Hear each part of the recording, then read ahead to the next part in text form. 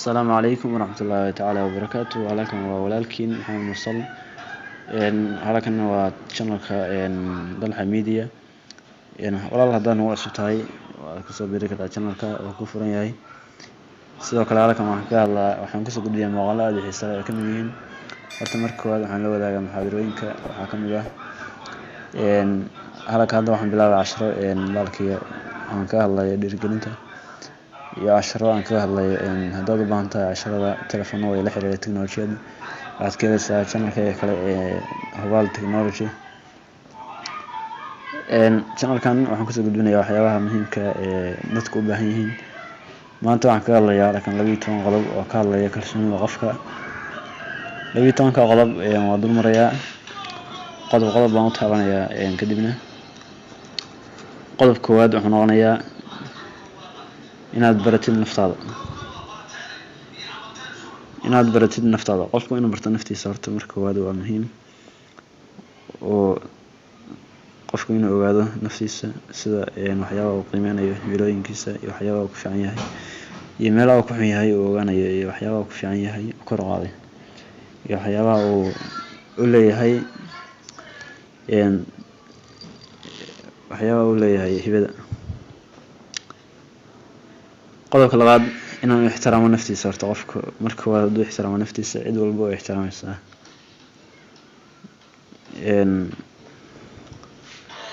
waa inaynu ixtiraami karnaa nafteena inagoo qaadanayna go-aan taxadir leh oo caafimaad qab iyo farxad ku dheehan tahay.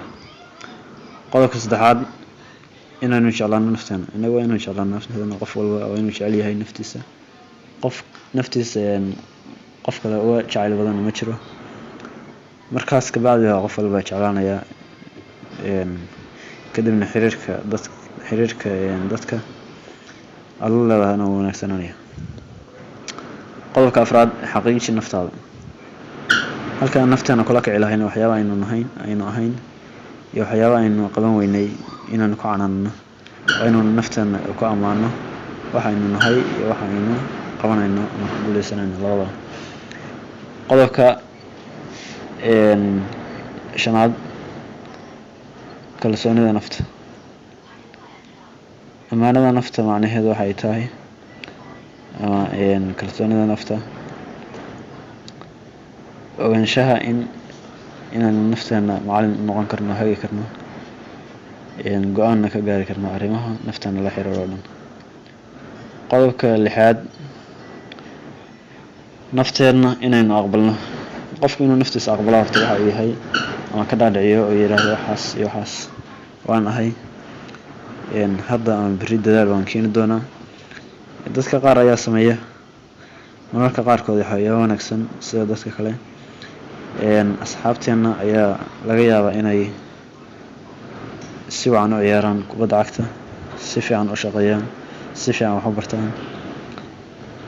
marka maaha qofku inuu isbarbar dhigo dadka kale oo yiraahdo hebel saas ku fiican yahay. weligaa naftaada ha barbar dhigin qof kale ama dad kale.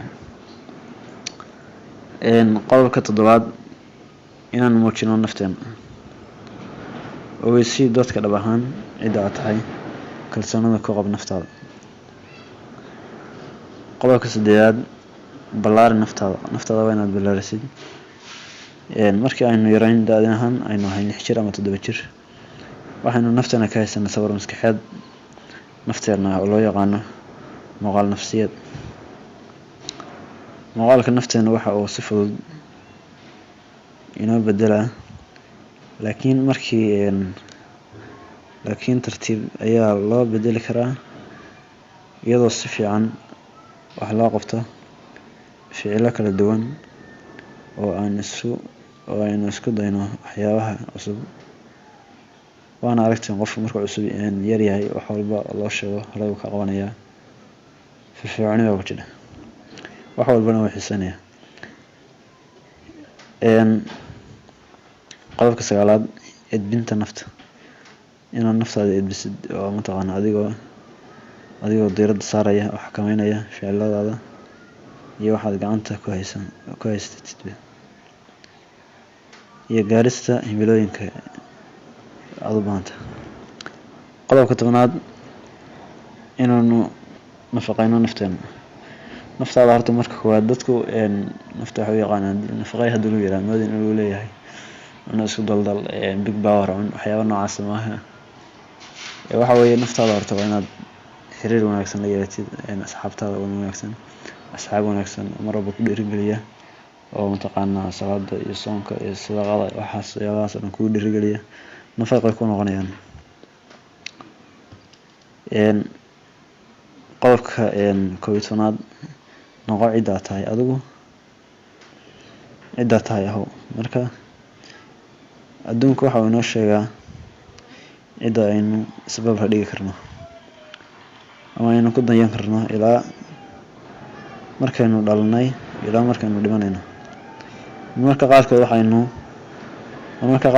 dareennaa waxaynu u baahannahay oo nafteena u baahan tahay.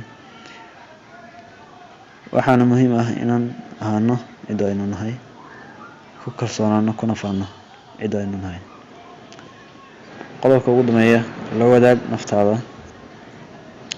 maxaa la wadaagaysaa? waxaa la wadaagaysaa dareen wanaagsan.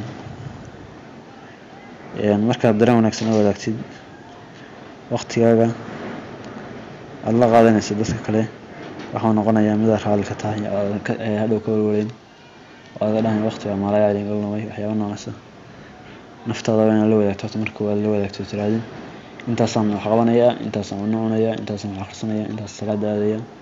waqtigaaga inaad qorshaysid oo wax la wadaagtid oo jadwal wadaagtid waa qodobka ugu dambeeya weeye. marka intaasaan kusoo gabagabeynayaa. wassalaamu calaykum waraxmatullaahi wabarakaatu.